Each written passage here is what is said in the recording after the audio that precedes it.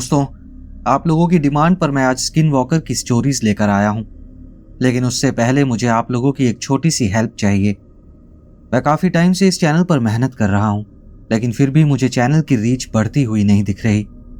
अगर आप लोग मुझे कुछ सजेशंस दे सकें तो प्लीज़ कमेंट्स में ज़रूर लिखें। और इस वीडियो की रीच बढ़ाने के लिए आप लोग ज़्यादा से ज़्यादा इस वीडियो को लाइक करें, हाइप करें और अपने दोस्तों के बीच शेयर करें। अगर अभी तक आपने चैनल सब्सक्राइब नहीं किया है तो चैनल भी सब्सक्राइब कर लें, ताकि ऐसी और कहानियां आपसे मिस ना हो। मुझे आप लोगों से बस इतना सा सपोर्ट चाहिए। तो चलिए शुरू करते हैं आज की पहली कहानी।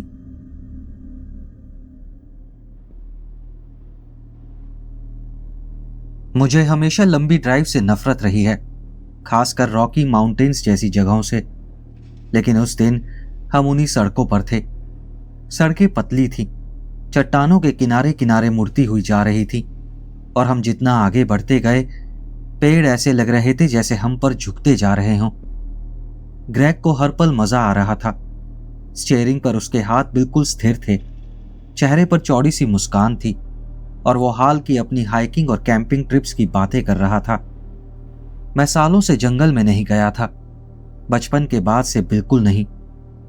ग्रेग ने उत्साह भरी आवाज में कहा, यार, ये बिल्कुल पुराने दिनों जैसा होगा। मैंने सर हिलाया, ऐसे जताने की कोशिश की जैसे मैं नर्वस नहीं हूं। लेकिन सच ये था कि इस ट्रिप को लेकर मेरा मन ठीक नहीं लग रहा था। मुद्दा सिर्फ लंबी ड्राइव या अकेलापन नहीं था। बात यह थी कि हम हर चीज से बहुत दूर जा रहे थे। ना मोबाइल सिग्नल, न कोई और इंसान, सिर्फ हम दोनों और मीलों तक फैला जंगल। मुझे शहर पसंद था, लेकिन ग्रेग आउटडोर टाइप का था। लेकिन पेट में उठ रही उस अजीब सी बेचैनी को मैं झटक नहीं पा रहा था। ऐसा लग रहा था जैसे कुछ ठीक नहीं है। जब हम आखिरकार उस जगह पर पहुंचे जिसके बारे में ग्रेग पूरे हफ्ते बात करता रहा था, तब सूरज पहाड़ों के पीछे ढलने लगा था। वो खुला मैदान मेरी उम्मीद से कहीं बड़ा था। चारों तरफ से घने ऊंचे पाइन के पेड़ों से घिरा हुआ था। हवा में ताजगी की खुशबू थी। हवा कुछ ज्यादा ही साफ थी। इतनी खामोशी थी, न गाड़ियों की आवाज थी, न लोगों की आवाज। बस हल्की हवा में पत्तों की सरसराहट सुनाई दे रही थी।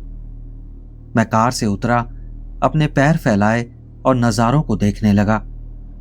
दूर चट्टानी चोटियां खड़ी थीं, नुकीली और तीखी, जंगल पर लंबे साए डाल रही थीं। ग्रेग ने पूछा, लोकेशन परफेक्ट है ना? और फिर कार से सामान निकालने लगा। मैंने कहा, हाँ, जगह अच्छी है। लेकिन पता नहीं क्यों मैं खुश नहीं था। मुझे ऐसा लग रहा था जैसे हम खुले में खड़े हैं और पेड़ों की कतार से कोई हमें देख रहा है। मैंने ये सोच झटक दी, खुद को समझाया कि ये बस मेरा पैरानोया है। हमने टेंट लगाए, लकड़ियां इकट्ठा की, और थोड़ी ही देर में मैदान के बीच चरचराती हुई आग जल उठी। ग्रेग ने 2 बियर खोली और एक मेरी तरफ उछाल दी। हम आग के पास बैठ गए। उसकी गर्माहट ने ठंडी शाम की हवा को पीछे धकेल दिया और पुराने दिनों की बातें शुरू हो गई। ग्रेग ने लकड़ी से आग कुरेदते हुए पूछा, याद है आखिरी बार जब हमने यहां पर कैंपिंग की थी?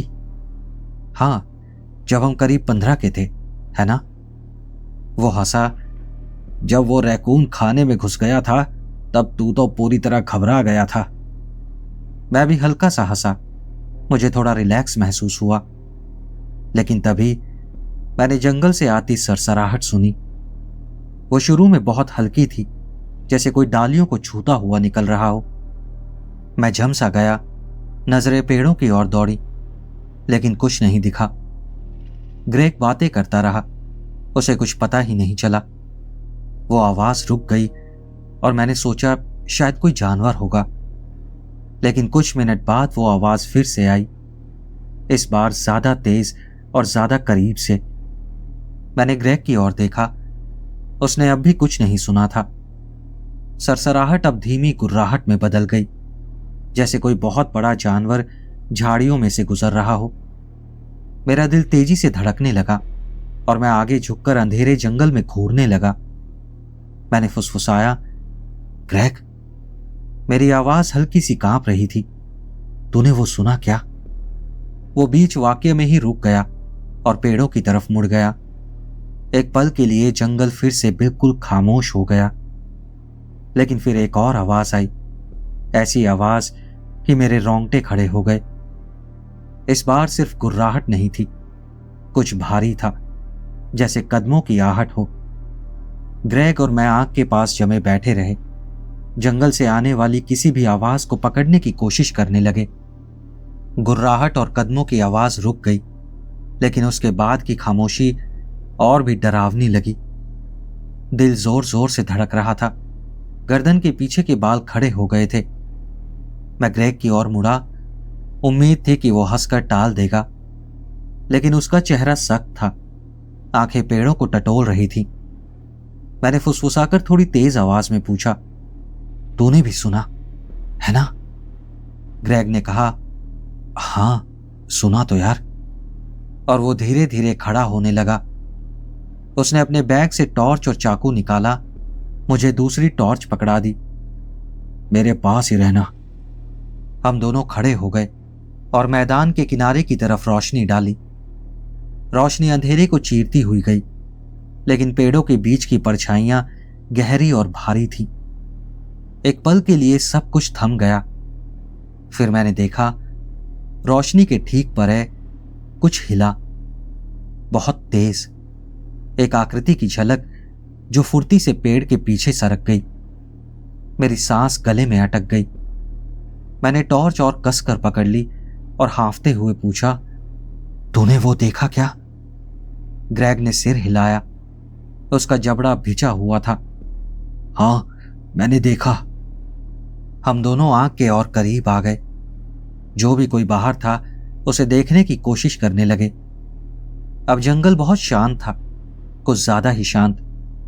दिल इतनी जोर से धड़क रहा था कि मुझे यकीन था जो भी वहां है वो भी सुन सकता है। तभी गुर्राहट फिर से सुनाई दी, गहरी, पेट से निकली हुई गुर्राहट, और बहुत ज्यादा करीब। मैंने आवाज की दिशा में टॉर्च घुमा दी और तभी मैंने उसे देखा। आग की रोशनी से जरा सा बाहर, आधा सा पेड़ के पीछे छिपा हुआ, वो सबसे भयानक चीज थी जो मैंने अपनी जिंदगी में कभी देखी थी। वो बहुत लंबा था, एक इंसान से कहीं ज्यादा लंबा, और झुका हुआ था, जैसे वो अपनी ही खाल में ठीक से फिट नहीं हो पा रहा हो। उसका शरीर अजीब तरह से मरोड़ा हुआ था, कहीं कहीं फर के टुकड़े थे और कहीं त्वचा हड्डियों पर जरूरत से ज्यादा खिंची हुई थी। उसका चेहरा, अगर उसे चेहरा कहा जा सके, इंसानी चेहरे का बिगड़ा हुआ रूप था, लेकिन हर तरह से बहुत गलत था। उसकी आंखें रोशनी में चमक रही थी और जिस तरह वो हमारी तरफ झिलमिला रही थी, उससे मेरा पेट मरोड़ खाने लगा। मैं फुसफुसाया, ये क्या है? डर के मारे मेरा मुंह बिल्कुल सूख चुका था।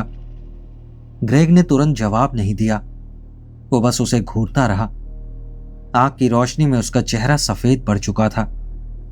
आखिरकार उसने हल्की सी कांपती हुई आवाज में कहा, मुझे लगता है ये एक स्किन वॉकर है। एक क्या? मेरा दिमाग चकरा गया था।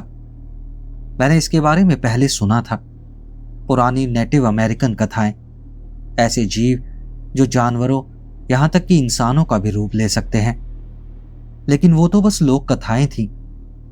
मैं कुछ और कह पाता उससे पहले ही उस चीज ने एक आवाज निकाली। ऐसा लगा जैसे ब्लैक बोर्ड पर नाखून घिसने जैसी चीख जंगली जानवर की गुर्राहट के साथ मिलकर आ रही हो। वो इतनी तेज थी कि लगा सीधा मेरी छाती के आर पार निकल गई हो। ग्रेग और मैं लड़खड़ाते हुए पीछे हटे। हमारी टॉर्च कांप रही थी। हम किसी तरह उस चीज को नजरों में रखने की कोशिश कर रहे थे। ग्रेग ने बुदबुदाकर कहा, आंख के पास, आंख के पास। उसकी आवाज डर से कसी हुई थी। आंख के करीब रहना। हम लपटों के और पास आ गए। टॉर्च उसी जगह टिकाए रखी जहां वो था, लेकिन अब वो गायब हो चुका था। जंगल फिर से शांत हो गया था, लेकिन मुझे पता था वो अब भी वहीं था, रोशनी से ठीक बाहर छिपकर हमें देख रहा था।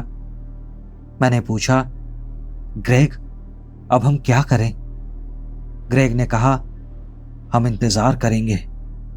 उसकी नजरें अंधेरे में जमी हुई थी और दुआ करेंगे कि वो और पास ना आए। लेकिन दिल के अंदर एक बाहरी एहसास बैठ गया था, ये तो बस एक शुरुआत थी। उस रात में बिल्कुल नहीं सोया, ग्रेग भी नहीं। हम आग के पास सिमट कर बैठे रहे। टॉर्च अंधेरे जंगल की तरफ तनी हुई थी। हम उस चीज के किसी भी इशारे का इंतजार कर रहे थे। हर सरसराहट, हवा की हर हलचल दिल को दौड़ा देती थी। लेकिन वो चीज दोबारा नहीं दिखाई दी। सुबह तक आग बस सुलगते अंगारों में बदल चुकी थी और थकान से हमारी आंखें जल रही थी। मैंने ग्रेग की तरफ देखा। उसका चेहरा पीला और थका हुआ था। जो कुछ हुआ था उसके बाद हम में से किसी ने ज्यादा बात नहीं की। जरूरत भी नहीं थी। हम दोनों जानते थे कि हमने क्या देखा है, और वो जो भी था उसके बारे में और जानने के लिए हम रुकने वाले नहीं थे। ग्रेग ने आखिरकार खामोशी तोड़ी। हमें यहां से निकलना होगा। उसकी आवाज कांप रही थी। वो उस आत्मविश्वासी इंसान जैसा बिल्कुल नहीं लग रहा था जिसे मैं जानता था। सब कुछ पैक करो, हम छोटे वाले ट्रेल से जाएंगे। मैंने कोई बहस नहीं की। सामान बैग में ठूंसते वक्त मेरे हाथ कांप रहे थे।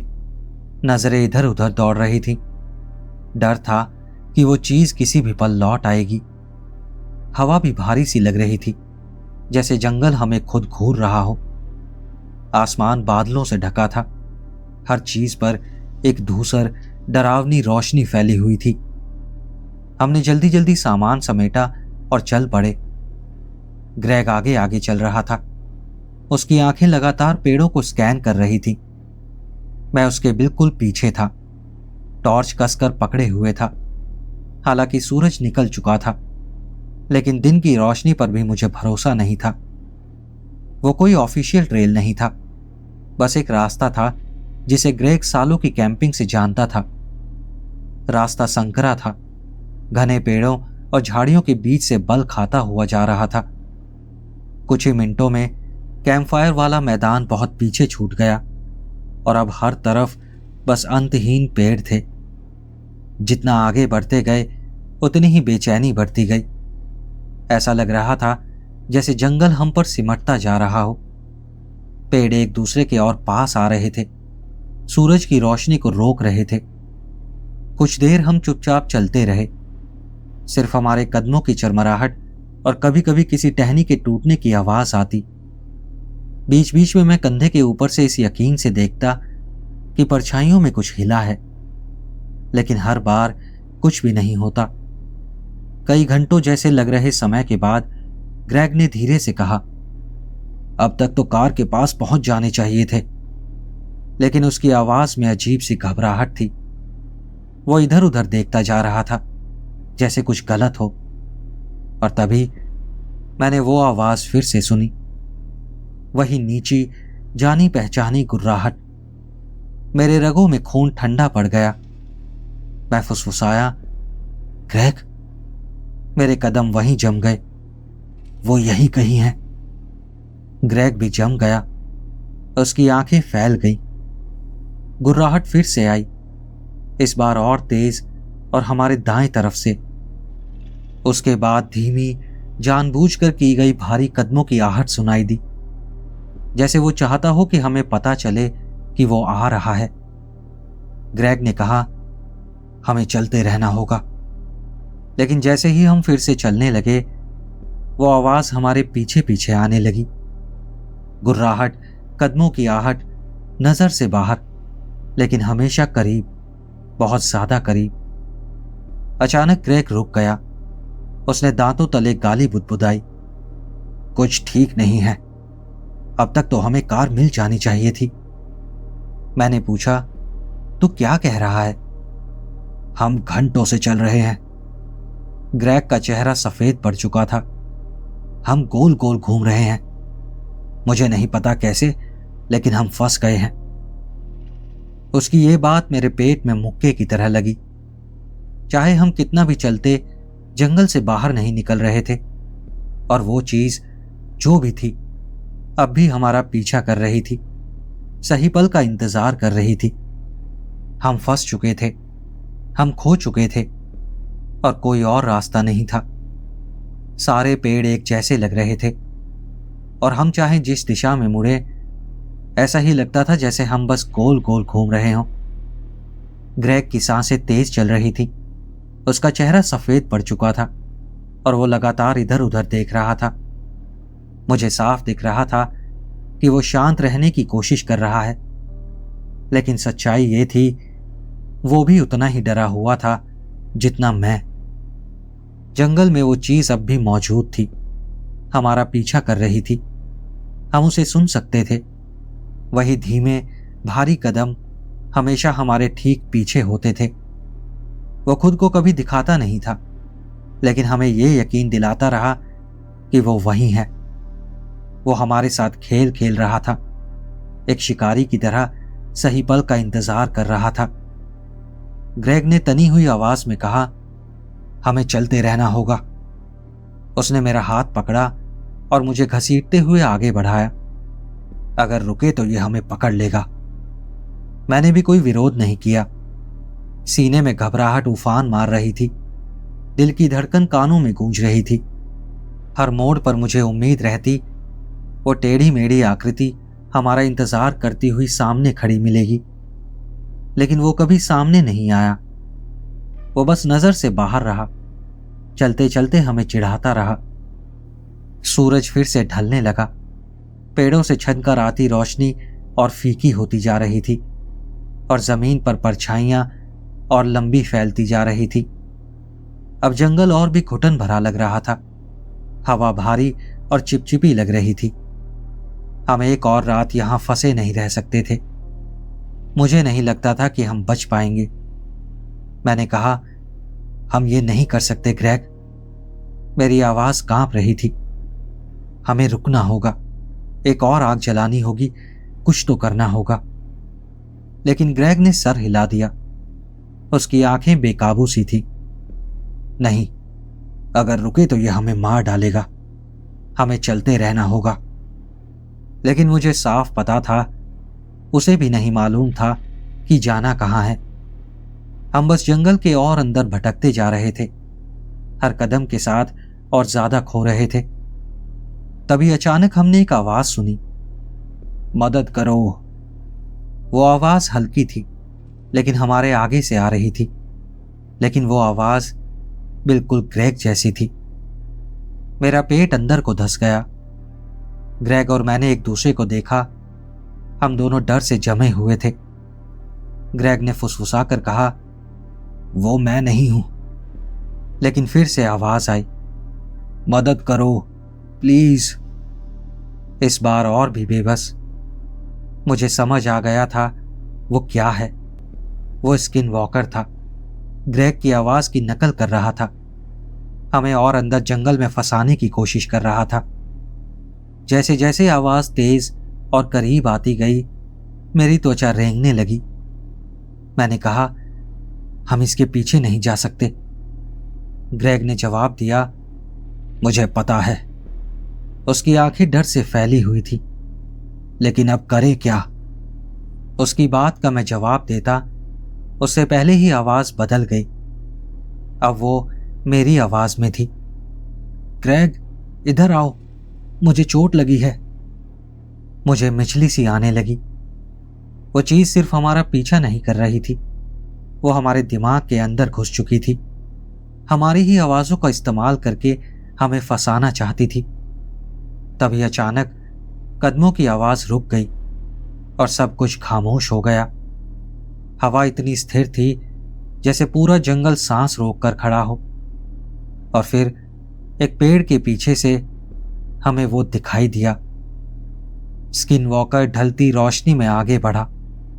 उसका शरीर मरोड़ा हुआ विकृत इंसान जैसा लग रहा था। उसका चेहरा बदलने लगा, ग्रेग के चेहरे और मेरे चेहरे के बीच झूलने लगा, जैसे वो तय कर रहा हो कि हम में से किसका रूप लेना है। उसकी आंखें अंधेरे में चमक उठी और उसके मुंह से एक नीची गुर्राती सी हंसी निकली। मैं हिल नहीं पा रहा था, सांस भी नहीं ले पा रहा था। मैंने धीरे से कहा, हम यहीं मरने वाले हैं। लेकिन तभी ग्रेग ने मेरा हाथ पकड़ा और मुझे पीछे खींचा। खड़े मत रहो और भागो यहां से। हम पेड़ों के बीच से दौड़ पड़े। हमने पीछे मुड़कर देखा भी नहीं। स्किनवॉकर ने एक खौफनाक चीख निकाली। उसके कदम हमारे पीछे गूंज रहे थे और तेज और करीब आ रहे थे। मेरे पैर जल रहे थे और फेफड़े जैसे आग पकड़ चुके थे। लेकिन मैं रुका नहीं, मैं रुक ही नहीं सकता था। किसी तरह हम एक छोटे से खुले मैदान में पहुंच गए और दूर मुझे सड़क दिखी और उसके किनारे हमारी कार खड़ी थी। मैं राहत से हाँफ पड़ा और खुद को और जोर से आगे धकेला। मेरे पैर दर्द से चीख रहे थे। हम लगभग पहुंच ही गए थे। तभी मुझे ग्रेग के चिल्लाने की आवाज आई, जल्दी करो और गाड़ी में बैठो। वो मुझसे पहले कार तक पहुंच चुका था और ड्राइविंग सीट पर बैठ रहा था। मुझे नहीं पता मैं कितनी जल्दी कार में बैठ गया और कब कार स्टार्ट हो गई, लेकिन मुझे यह पता है कि जैसे ही हमारी कार आगे बढ़ी, हमें एक खौफनाक चीख सुनाई दी। मैं नहीं जानता कि वो चीख इसलिए थी कि हम उसके चंगुल से बच निकले थे या इसलिए थी कि वो हमें चेतावनी दे रहा था कि हम दोबारा कभी उसके इलाके में ना आए। पूरे रास्ते मैंने और ग्रेग ने एक दूसरे से बात तक नहीं की। शायद हम दोनों यकीन नहीं कर पा रहे थे कि हम इतनी भयानक सिचुएशन से निकल आए थे। उसके बाद हम दोनों कभी भी कहीं भी कैंपिंग या हाइकिंग के लिए नहीं गए। और मैं आप लोगों से भी यही कहूंगा, जंगल सिर्फ हमारे नहीं हैं, उनमें कुछ ऐसी चीजें भी रहती हैं जिनको समझ पाना बहुत मुश्किल है। हमारी लोक कथाएं सिर्फ कहानियां नहीं हैं, उनमें कुछ सच्चाई भी है।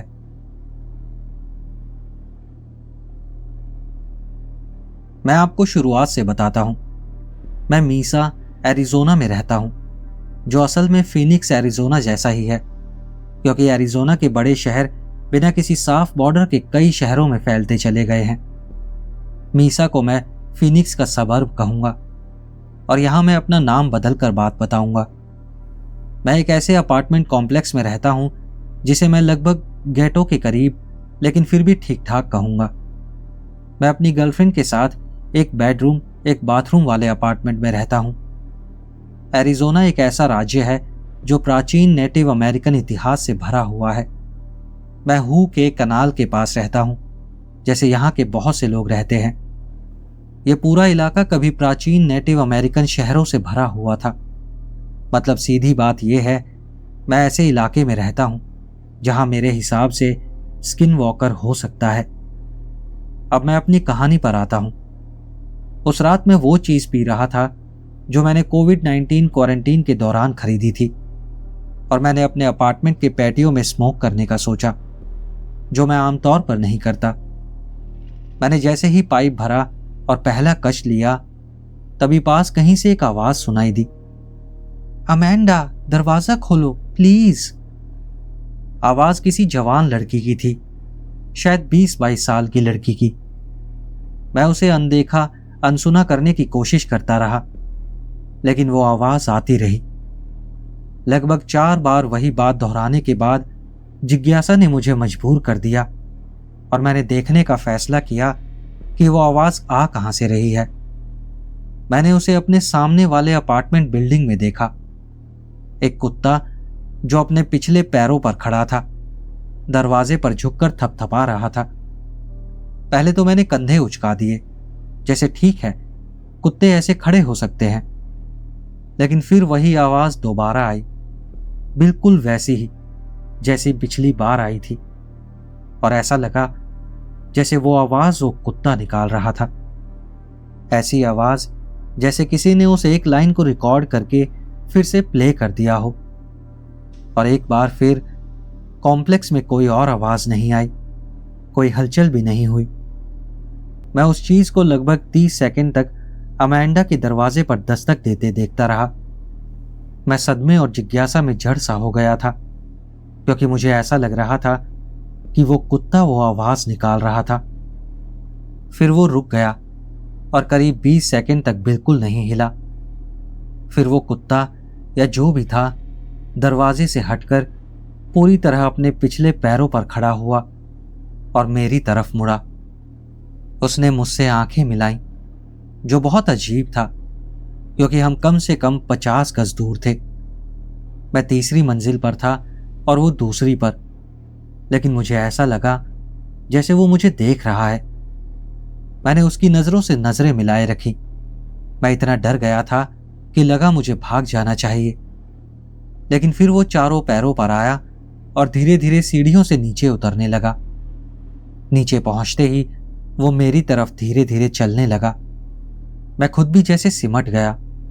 समझ नहीं आ रहा था अंदर जाऊं या चीखूं, लेकिन मुझे जानना था ये चीज क्या करने वाली है।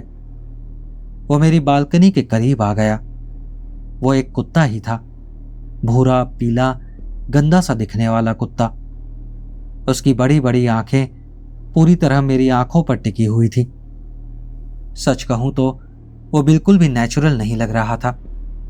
फिर भी ऊपर ऊपर देखने में कुछ गलत नहीं दिखता था, सिवाय इसके कि वो मेरी आंखों में घूरता जा रहा था और रुक ही नहीं रहा था। जैसे ही वो मेरी सीढ़ियों के नीचे पहुंचा, मैं अंदर भागा और दरवाजे लॉक कर लिए।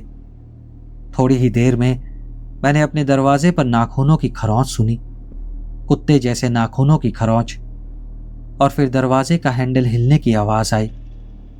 उसके बाद वो मेरे फ्रंट पोर्च वाले दरवाजे पर आ गया। जाहिर है मैंने कोई जवाब नहीं दिया। मैं हाथ में चाकू लिए रसोई के काउंटर के पीछे छिप गया। करीब 30 मिनट बाद वो चला गया, लेकिन मैं पूरी रात जागता रहा। लेकिन वो दोबारा नहीं दिखा और मैं बाहर भी नहीं निकला। मैं बस उम्मीद कर रहा हूं कि वो वापस ना आए और जितना हो सके उतना सावधान रहने की कोशिश कर रहा हूं।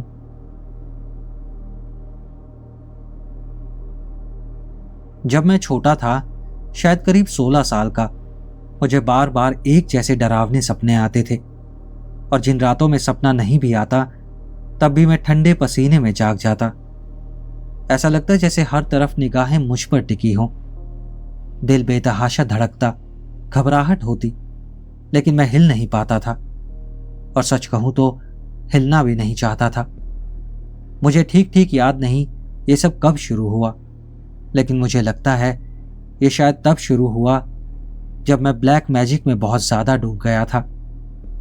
मैंने एक लोकल स्टोर से कुछ किताबें खरीदी और बिना कुछ जाने अंधों की तरह हर चीज आजमाने लगा, क्योंकि मुझे वो सब बहुत आकर्षित करता था।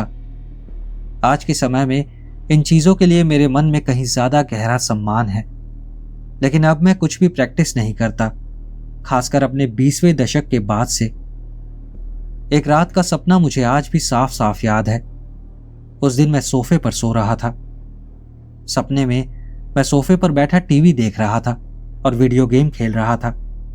तभी ऊपर मेरे कमरे से दरवाजा खटखटाने की आवाज आई और उसके बाद भारी कदमों की आवाज आई। दोबारा कहता हूं, मैं भूत प्रेतों से अनजान नहीं था, इसलिए मैं सीधे सीढ़ियों की ओर चल पड़ा जो मेरे कमरे तक जाती थी।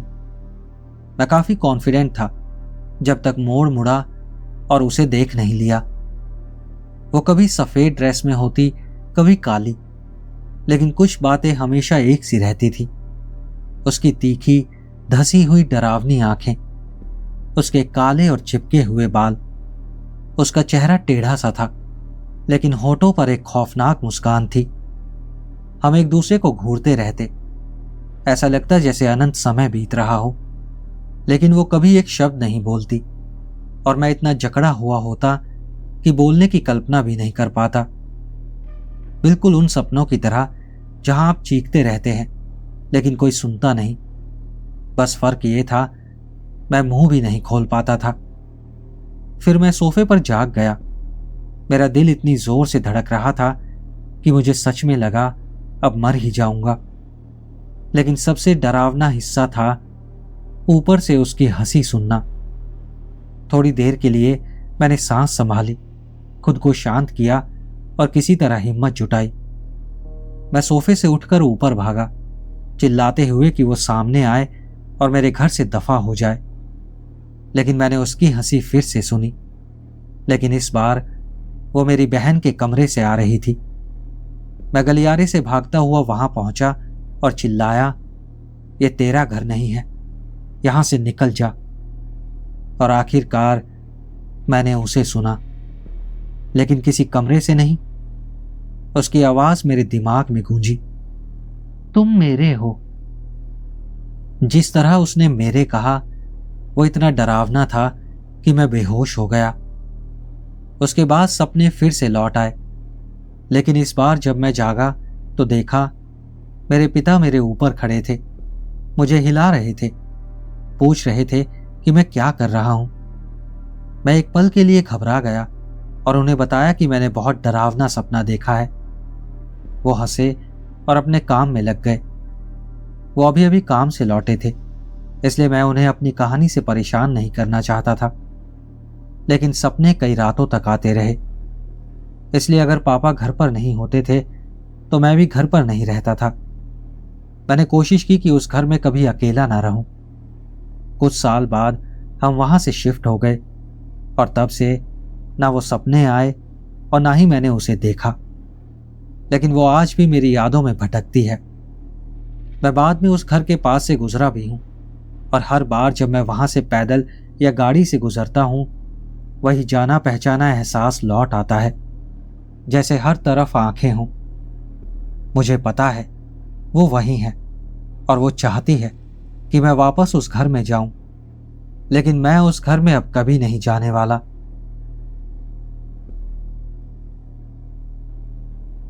ये जुलाई 2018 की बात है। मेरे पापा की तरफ से मेरी स्टेप दादी का एक कार एक्सीडेंट हो गया था। उस टक्कर में वो अपने पति की मॉरिस माइनर कार की साइड विंडो से बाहर जा गिरी। कार पहाड़ी से नीचे गई, कांटेदार तारों की एक कतार को पार किया और आखिर में कीचड़ के एक हिस्से में जाकर रुकी। जाहिर है उन्हें गंभीर चोटें आईं और तुरंत नजदीकी अस्पताल ले जाया गया। वो स्कॉटलैंड के एक छोटे से गांव लॉनमी की देहाती सड़क पर गाड़ी चला रही थी, जहां वो अपने पति के साथ, मतलब मेरे दादा के साथ रहती थी। मेरे दादाजी ने उस दिन खुद गाड़ी चलाने की पेशकश की थी, लेकिन उन्होंने मना कर दिया। वो अपनी बेटी को लेने निकली थी, जो पास ही के दूसरे गांव में रहती थी। वो हादसा ठीक ठीक कैसे हुआ ये किसी को पूरी तरह नहीं पता। हालांकि जिस सड़क पर वो जा रही थी उसका रिकॉर्ड पहले से ही खतरनाक माना जाता था। हमें यह भी नहीं लगता कि उन्होंने सीट बेल्ट पहनी थी, क्योंकि वो एक पुरानी कार थी, शायद उसमें सीट बेल्ट थी ही नहीं। इमरजेंसी सर्विसेज की तेज कार्रवाई और डॉक्टरों और सर्जनों की पूरी कोशिशों के बावजूद कुछ दिनों के बाद अस्पताल में उनकी मौत हो गई। डॉक्टरों ने उन्हें होश में लाने की कोशिश की, लेकिन कोई प्रतिक्रिया नहीं मिली। उनकी मौत के बाद मेरे दादाजी पूरी तरह टूट गए थे। मुझे याद है पापा ने कुछ ही समय बाद बताया कि दादाजी का भगवान से विश्वास उठ गया था। उन्होंने अपनी पत्नी की जिंदगी के लिए कितनी दुआएं मांगी थी, लेकिन उन्हें लगने लगा कि भगवान ने उन्हें छोड़ दिया और उनकी प्यारी पत्नी को मरने दिया। हमारे दुख को और बढ़ाने वाली बात यह थी कि पापा, मैं और मेरे तीनों भाई बहन दादाजी से मिलने की योजना बना रहे थे। हमारा मिलने का प्लान हादसे के सिर्फ 2 हफ्ते बाद का तय हुआ था। हमारा दादाजी और उनके परिवार से हाल ही में फिर से संपर्क हुआ था, इसलिए ये हम सबके लिए एक बहुत बड़ा सदमा था। तब से पापा हर हफ्ते फोन करके दादाजी से संपर्क में रहते हैं। और अब मैं उस कहानी पर आता हूं जो पापा ने कुछ हफ्ते पहले मुझे बताई थी। एक रविवार दोपहर पापा फोन पर दादाजी से बात कर रहे थे और दादाजी ने अचानक उस हादसे की बात छेड़ दी। पापा जानते थे कि 5 साल बाद भी दादाजी उस दुख में डूबे हुए हैं, तो उन्होंने बात को किसी और दिशा में मोड़ने की कोशिश की। दादाजी कुछ पल के लिए चुप हो गए, लेकिन फिर उन्होंने पापा को बताया कि वो मॉरिस माइनर कार, जो अब कबाड़ बन चुकी है, उनके पास कैसे आई थी। उन्हें ठीक तारीख याद नहीं थी कि उन्होंने वो कार कब खरीदी थी। फिर भी उन्होंने बताया कि उस कार के पिछले मालिक से उनकी मुलाकात कैसे हुई थी। या यूं कहूं पिछले मालिक की पत्नी से। वो मॉरिस माइनर कार के मालिक के घर पहुंचे थे, लेकिन वहां पहुंचने पर कार का मालिक कहीं नजर नहीं आया। हालांकि कुछ ही देर में एक औरत उनके पास आई। दादाजी ने उसे डायन जैसी औरत बताया। वो उम्र दराज थी और कदकाठी में भारी थी। वो लाठी के सहारे चलती थी। जैसे ही उसने दादाजी को कार से उतरते देखा, वो धीरे धीरे उनकी ओर बढ़ी। उसकी लाठी सड़क पर टक टक की आवाज कर रही थी। उसने पूछा, तुम क्या चाहते हो? उसकी आवाज ऊंची थी, लेकिन भारी और खुरदुरी थी। शायद उसकी वजह वो तेज सिगरेट की बदबू थी जो उसके आसपास फैली हुई थी। दादाजी ने उसे बताया कि वो बिक्री के लिए रखी मॉरिस माइनर देखने आए हैं। वो मालिक को जानते थे और कार बिकने की खबर सुनकर काफी उत्साहित थे। उन्हें पुरानी कारों से बहुत लगाव था। ये बात सुनकर उस औरत की आंखें फैल गई और वो चीख पड़ी, मत खरीदो, इस कार को मत खरीदो, ये कार श्रापित है, मैं कह रही हूं ये श्रापित है। दादाजी सदमे में उस बूढ़ी औरत को घूरते रह गए। उनके मुंह से घबराई हुई हंसी निकल गई। आपका क्या मतलब है? ये कार श्रापित कैसे हो सकती है? औरत ने उन्हें घूरा और उनके पास सरक आई, इतनी करीब कि उसकी उंगली सीधे दादाजी के चेहरे के सामने लहराने लगी। इस कार के पिछले 3 मालिक सब मर चुके हैं, तीनों के तीनों। ये चीज श्रापित है। अगर तुम भी अपना वही हाल नहीं चाहते तो इसे मत खरीदो। वो औरत पागल सी लग रही थी और दादाजी बस उसे देखते रह गए। कुछ ही पलों बाद एक और कार आकर रुकी और वो कार का मालिक था। दादाजी को उस औरत से दूर जाने का बहाना मिल गया और वो मालिक से मिलने चले गए। दोनों ने औपचारिक बातें की और फिर दादाजी को कार दिखाई गई। इस दौरान वो बूढ़ी औरत दूर खड़ी खुद से कुछ बुदबुदाती रही। दादाजी ईसाई थे, लेकिन जरा भी अंधविश्वासी नहीं थे, इसलिए उन्होंने उसकी बात को दिमाग से निकाल दिया। उसी दिन वो उस कार को अपनी कार के पीछे बांध कर ले गए। वो अपनी खरीद से बहुत खुश थे। ड्राइव करते हुए उन्होंने उस औरत की चेतावनियों पर कोई ध्यान नहीं दिया। जब पापा ने मुझे ये कहानी सुनाई तब हम लंच पर बाहर थे। उस औरत की बातें सुनकर मेरा मुंह खुला का खुला रह गया। मुझे अंदर तक अजीब सा डर लगने लगा। यहां तक कि मेरे पापा, जो बहुत तार्किक इंसान हैं, वो भी घबरा गए थे। उन्होंने कहा कि अगर वो होते तो उस बूढ़ी औरत की बातें सुनने के बाद उसी दिन कार को वहीं छोड़कर चले आते।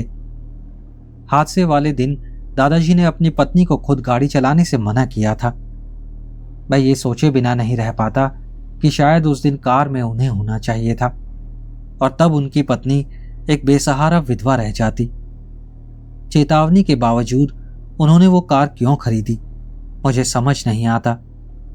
भले ही पिछले मालिक बीमारी या किसी और वजह से मरे हों, फिर भी ये बात उन्हें अजीब नहीं लगी कि उस कार का हर मालिक मर चुका था। मुझे लगता है वो हर दिन उस अपराध बोध के साथ जीते हैं। बस एक ही सुकून की बात थी, अंतिम संस्कार के समय ताबूत को देखते हुए उन्होंने अपनी पत्नी की आवाज सुनी जो कह रही थी कि वो ठीक है। मैं उम्मीद करता हूं उस आवाज ने उनके भीतर थोड़ी सी आस्था वापस लौटा दी होगी। दोस्तों, जैसा कि मैंने स्टार्टिंग में कहा था, अगर आपको ये स्टोरीज अच्छी लगी हो तो इस वीडियो को लाइक जरूर करना और अगर हाइप का ऑप्शन दिख रहा हो तो हाइप भी कर देना। कमेंट्स में अपने फीडबैक और सजेशंस भी ज़रूर देना और अगर अभी तक भी आपने चैनल सब्सक्राइब नहीं किया है तो चैनल भी सब्सक्राइब कर लेना और एक बार स्क्रीन पर दिख रही वीडियो को क्लिक करके देखिए, आपको इन स्टोरीज में भी बहुत मज़ा आएगा। तो चलिए मिलते हैं अगली वीडियो में ऐसी ही और कहानियों के साथ। नमस्कार।